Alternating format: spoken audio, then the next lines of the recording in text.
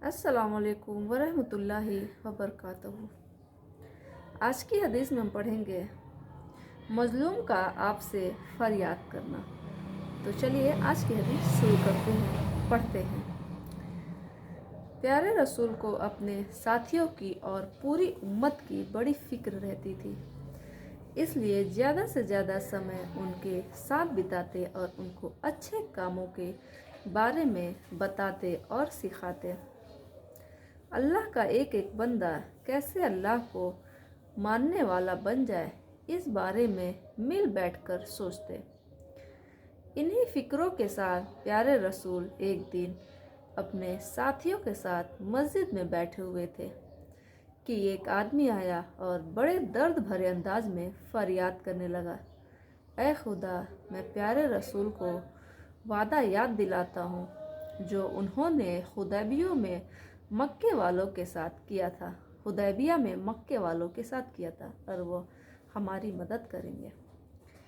जैसा कि पीछे पढ़ चुके हैं कि हुदैबिया के समझौते के समय आसपास के गांव और कस्बों को छूट दी गई थी, चाहे वे मदीने वालों के साथ मिल जाए और चाहे मक्के वालों के साथ हो जाए। दो मशहूर कबीले थे, बनु बकर और बनु ख्वाजा।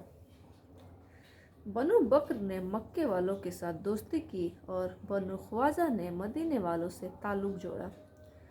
फरियाद करने वाला बनु खुजा का आदमी था। बनु बकर ने बनु ख्वाजा पर हमला किया था, जो समझौते के खिलाफ था, और बनु ख्वाजा की सहायता का वादा मदीने वाले कर चुके थे। उसी की तरफ फरियादी इशारा कर रहा था। हुजूर के पूछने पर उसने कहा कि मक्के वालों के इशारे बल्कि उनकी मदद से कबीला बनु बकर ने बनु ख्वाजा पर हमला किया और उनके आदमियों को कत्ल किया। हुदैबिया के समझौते में यह तय हुआ था कि मक्का वालों और मुसलमानों के अलावा जो कबीला जिसके साथ होना चाहे हो सकता है। चुनांचे अब बनु बकर मक्के वालों के साथ और बनु ख्वाजा मुसलमानों के साथ हो गए थे। 10 साल का समझौता हुआ था कि आपस में नहीं लड़ेंगे, तो बनु ख्वाजा और बनु बकर भी 10 साल तक न लड़ने के पाबंद थे। बनु बकर और बनु ख्वाजा में नस्लों में दुश्मनी चली आ रही थी, तो उसी दुश्मनी की भड़ास निकालने के लिए बनु बकर ने मक्के वालों को साथ लेकर बनु ख्वाजा पर हमला कर दिया। वे सोचते थे कि इनके साथी मुसलमान तो मदीने में हैं, उनको क्या पता चलेगा। हमले के बाद बनु ख्वाजा के मजलूम प्यारे रसूल से मदद की फरियाद लेकर आए।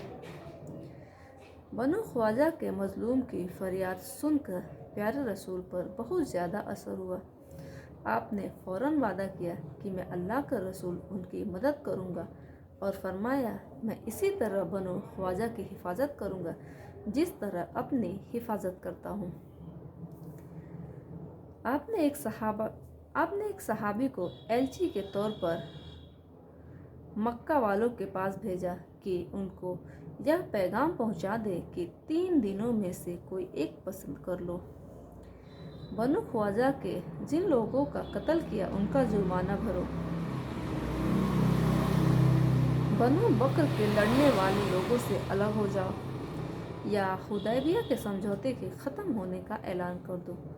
मक्का वालों ने पहली 2 शर्तों के मानने से इनकार कर दिया और हुदैबिया की सुलह व समझौता छोड़ने पर राजी हो गए। मक्का वालों ने कहने को तो बड़ाई में आकर कह दिया, लेकिन फिर बहुत अफसोस किया कि हमने पहले गद्दारी की और फिर समझौते को भी तोड़ दिया। लेकिन अब बहुत देर हो चुकी थी। प्यारे रसूल का एलची वापस आ चुका था। मक्का वालों ने अबू सुफियान से कहा कि तुम प्यारे रसूल के पास जाओ ताकि वे इस समझौते को बाकी रखें।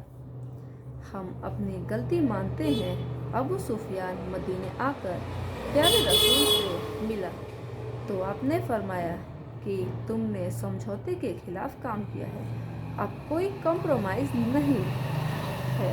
प्यारे रसूल के बाद अबू सुफियान, हज़रत अबू बकर, हज़रत उमर, حضرت علی، حضرت فاطمہ اور یہاں تک کہ حضرت حسن سے ملے اور ان سے سفارش کی درخواست کی، لیکن سب نے انکار کیا۔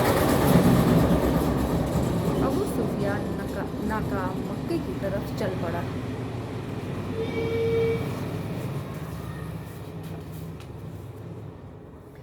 پیارے رسول نے خاموشی کے ساتھ فوج اکٹھی کر کے مکے کو جیتنے کا ارادہ کر لیا۔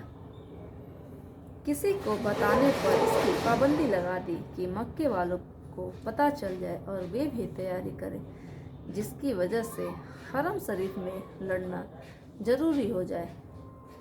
ایک صحابی حاتب نے پیارے رسول کی تیاریوں کی خبر مکہ والوں کو کر دی۔ اللہ تعالیٰ نے پیارے رسول کو بتا دیا۔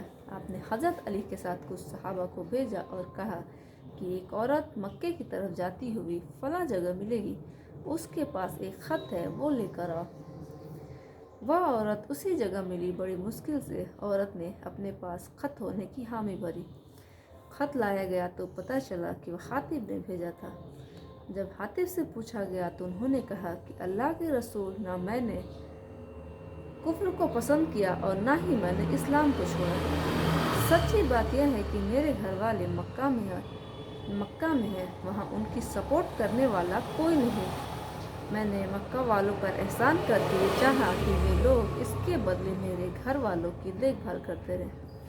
یہ سن کر حضرت عمر رضی اللہ تعالیٰ عنہ کو بڑا غصہ آیا، لیکن پیارے رسول نے معاف کر دیا۔ جو دشمن کو بھی معاف کرتا ہو وہ اپنوں کو کیوں نہ معاف کرتا۔ یہ ٹھیک ہے کہ حضرت حاتب نے مسلمانوں کے خلاف جاسوسی کی تھی، جو بڑا جرم تھا، لیکن ان کی نیت غلط نہیں تھی، اگرچہ کام غلط تھا۔ اسی کے ساتھ وہ جنگ بدر میں شریک ہوئے۔ بدر میں شریک ہونے والوں کے اللہ تعالیٰ نے اگلے پچھلے گناہ سب معاف کر دیے تھے۔ اس لیے بھی آپ نے حضرت حاتب کو معاف کر دیا۔ اگر کوئی اس طرح کی غلطی کرے تو اس واقعے کو دلیل بنا کر وہ یہ نہیں کہہ سکتا کہ مجھے معاف کیا جائے۔ حاکم کی مرضی ہے، وہ حالات کے انوسار فیصلہ کرے۔ اب کسی کی نیت کا پتہ چلنا بھی مشکل نہیں۔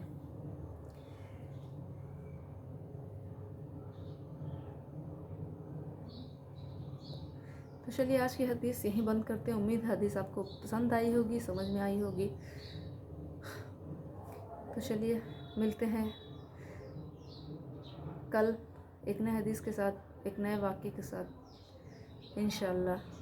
تب تک کے لیے دیجیے اجازت۔ السلام علیکم ورحمۃ اللہ وبرکاتہ۔